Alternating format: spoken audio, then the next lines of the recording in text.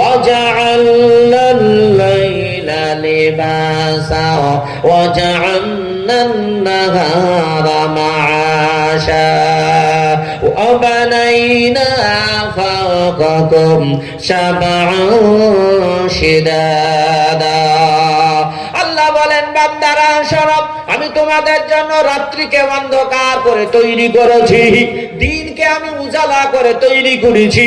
তোমরা শুনে রাখো, মানুষেরা আমরা ঘুমিয়ে থাকি, আল্লাহ কত মহান, কেন আল্লাহকে ডাকবেন না? শুনে রাখুন, আল্লাহ বলেন বান্দারা শোনো, আমি তোমাদের জন্য রাত্রিকে অন্ধকার করে তৈরি করলাম। কারণ হলো একটাই, সারাদিন মানুষেরা পরিশ্রম করবে, চাষ করবে, ব্যবসা করবে, চাকরি করবে, শরীর তাদের ক্লান্ত হয়ে যাবে। ওরা যখন রাত্রে বেলা আসবে, ফিরে ঘুমাইয়ে যাবে বিছানায়, চোখে কোনো ছটা লাগবে না। আমার বান্দারা সারা রাত্রি ঘুমাবে, ফজরের নামাজ পড়ে তারা আবার কাজে বের হয়ে যাবে, গোটা শরীর চার্জ হয়ে যাবে, কোনো অসুবিধা নাই। যারা রাত্রি জাগরণ করে দেখবেন, ঘুম কি জিনিস, রাত্রি কি জিনিস। রাত্রে যারা জাগরণ করে তাদের চোখের নিচে দেখবেন কালশিটা পড়ে গেছে। বলে পড়লো কেন? রাত দিন তো সমান, কেন হইল?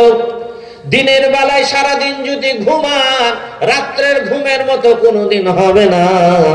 আল্লাহ বলেন বান্দারা তোমরা ঘুমিয়ে যাও, আমি আল্লাহ তোমাদের খাবারের জন্য প্রত্যেক রাত্রিতে সূক্ষ্ম সূক্ষ্ম পানির ব্যবস্থা করি। এই পানির নাম হলো শিশির বাণী। যা ছাড়া ধান হবে না, গম হবে না, যা ছাড়া কোনো শস্য হবে না, যা ছাড়া কোনো ফসল হবে না। সেই বান্দারা কেন তার রবকে ভুলে যায়? আল্লাহ বলেন বান্দা আমি তোমাদের জন্য রাত্রিকে এত সুন্দর নিয়ামত করে তৈরি করলাম, এই রাত্রিতে তোমাদের ফরজ নামাজের ঘোষণা হলো না।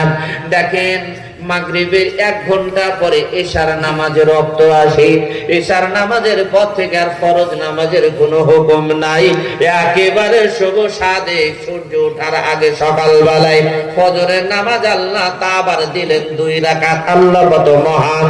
রাত্রে মানুষেরা ঘুমাবে, বডিতে চার্জ হবে, চার্জিং হবে, এই জন্য আল্লাহ রাত্রিকে তৈরি করলেন। কিন্তু বান্দারা, এই সমস্ত ব্যক্তিরা যারা ঈমান আনলো না, আল্লাহর এই কিছু দেখার পর তারা বিশ্বাস রাখলো না, আল্লাহ বলেন কিয়ামতের দিন তাদের হবে জ্বালা।